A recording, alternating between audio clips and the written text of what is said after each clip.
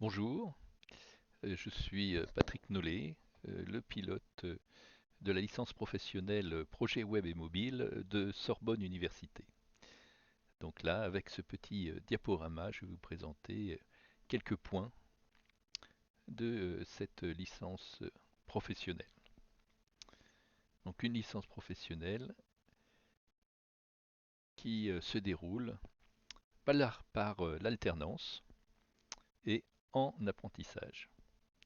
L'alternance, qu'est-ce que ça veut dire? Ça veut dire que sur un calendrier annuel vont se dérouler 2 semaines à l'université, puis 2 semaines en entreprise, puis 2 semaines à l'université, etc.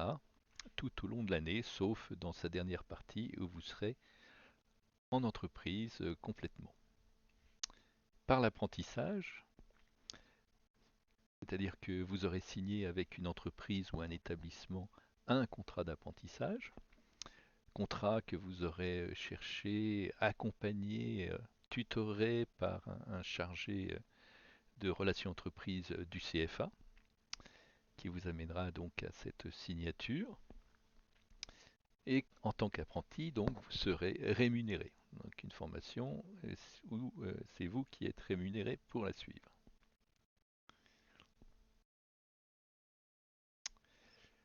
Pour quel public? Qui peut candidater à cette licence? Eh bien, tous les L2 scientifiques, surtout ceux de Sorbonne Université,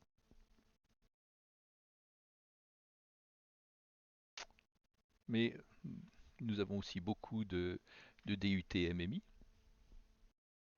Donc la licence professionnelle correspond à une continuité du programme de DUT MMI. C'est un débouché naturel du DUT MMI.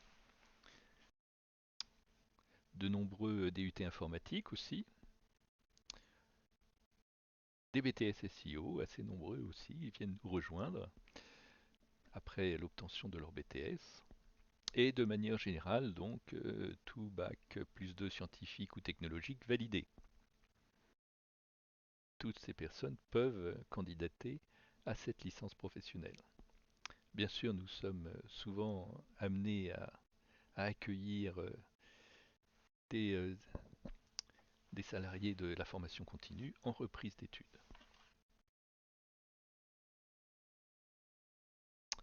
Vers quel métier? Donc, il s'agit d'une licence professionnelle qui a une cible avec un périmètre d'un ensemble de métiers. Et ces métiers, c'est ceux qu'on va retrouver chez nos anciens, ceux qu'on a diplômés. Donc là, je vous ai mis une petite liste des métiers que déclarent nos anciens sur leur profil LinkedIn.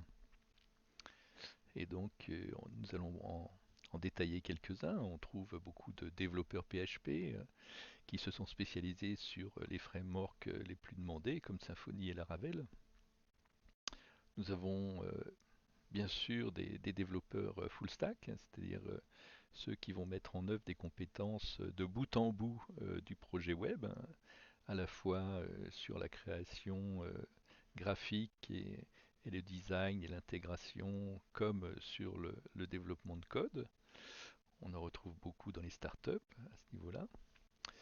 Certains seront donc spécialistes plutôt intégration web et web designer, donc sur la partie front du projet web.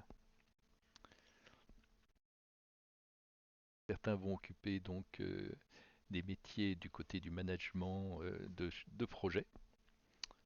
Donc on en retrouve des chefs de projet techniques, des assistants de chefs de projet digital, des personnes qui vont accompagner le projet et l'organiser. Enfin, certains vont s'orienter plus sur la communication digitale. D'autres encore vont trouver des voies moins courantes. Nous avons aussi des assistants directeurs artistiques donc qui se sont réorientés vers le design et la création pour les interfaces web. Qu'y a-t-il dans cette licence? Quelle a été la philosophie pour élaborer le programme de cette licence? Bien sûr, vous avez compris qu'elle cible essentiellement des métiers, les métiers demandés par les entreprises.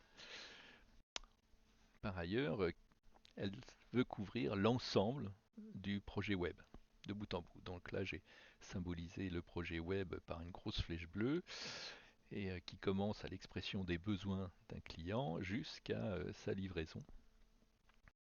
De quelles compétences avons-nous besoin de bout en bout pour cette production d'un projet web? Eh bien, nous avons par exemple le recueil des besoins. Il s'agit ici d'une notion qui est enseignée dans la gestion de projet web. Et puis nous avons les aspects maquettage, interface graphique. Et là donc, pour couvrir ces besoins, nous enseignons ces compétences UX, expérience utilisateur, interface utilisateur, design web et web marketing. Donc on trouve toutes ces premières compétences, création graphique, ergonomie, UX, expérience utilisateur, dans un bloc numéro un bloc de compétences numéro 1. Puis pour le développement, bien sûr, on a besoin de solides compétences en programmation. C'est donc un enseignement de Java, de PHP orienté objet, de conception des bases de données. Tout ceci donc nous formule le bloc numéro 2. Pour opérer sur ce métier, bien sûr, il faut avoir une connaissance, une expertise des frameworks. Donc framework back-end, des CMS les plus courants. Et donc ça constitue notre bloc numéro 3.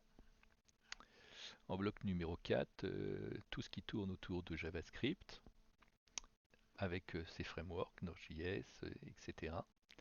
Et le développement mobile, avec essentiellement React Native.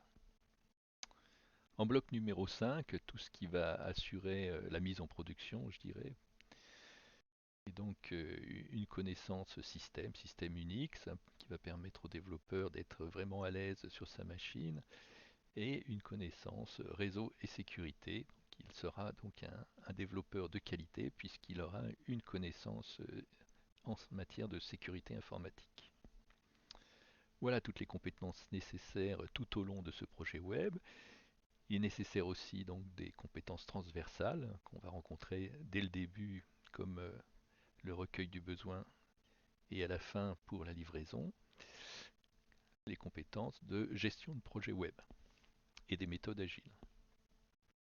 S'ajoutent d'autres compétences transversales, la communication interpersonnelle pour un vécu en situation professionnelle facilité, et de l'anglais. Voilà tout ce que vous allez rencontrer comme compétences. Donc ces compétences, on va les retrouver cette fois-ci listées par unité d'enseignement.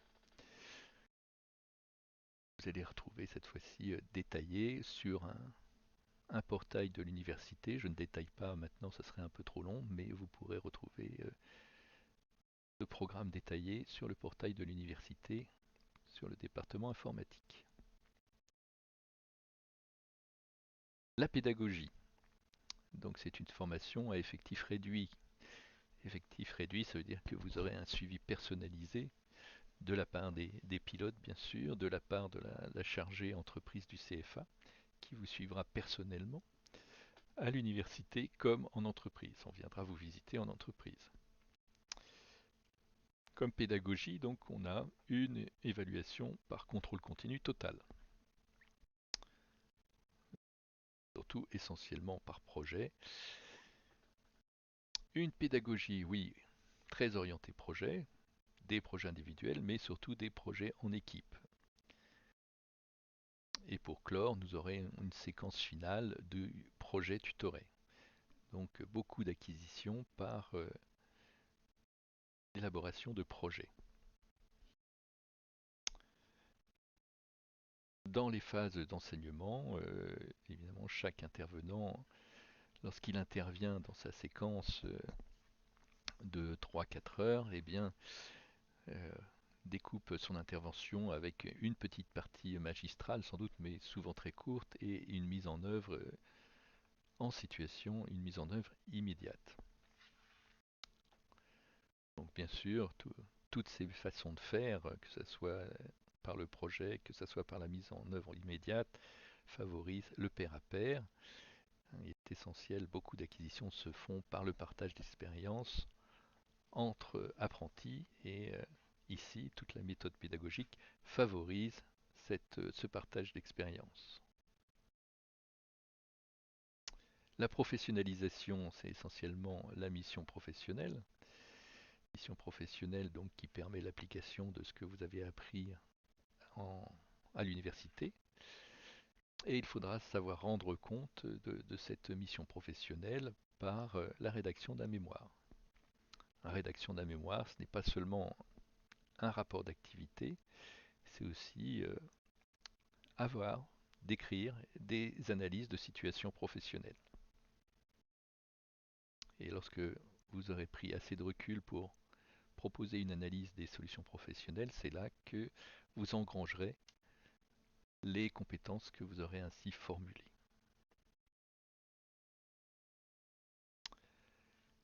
Qui intervient, qui forme, qui sont les enseignants dans cette licence professionnelle? Eh bien, vous avez les deux pilotes ici, Gilles Chanillon qui enseigne JavaScript et ses frameworks, moi-même, Patrick Nollet, j'enseigne le PHP et ses frameworks comme Symfony et la conception de bases de données SQL ou NoSQL. Intervient aussi des chercheurs de renom comme Philippe Esling qui lui prend en charge tout ce qui est Java et tout ce qui est développement mobile, que ce soit Android ou React Native. Et surtout d'autres professionnels du métier, dont le métier essentiel c'est cette activité professionnelle et non pas l'enseignement. Donc nous avons un responsable sécurité d'un grand groupe, nous avons des concepteurs réalisateurs de sites de e-commerce, nous avons des UX designers qui viennent enseigner, des ingénieurs et ceux qui ont fait profession par exemple dans le montage vidéo. Voilà pour la description rapide de cette licence. Je vous remercie de votre attention. Avez-vous des questions? Je suis disponible pour y répondre.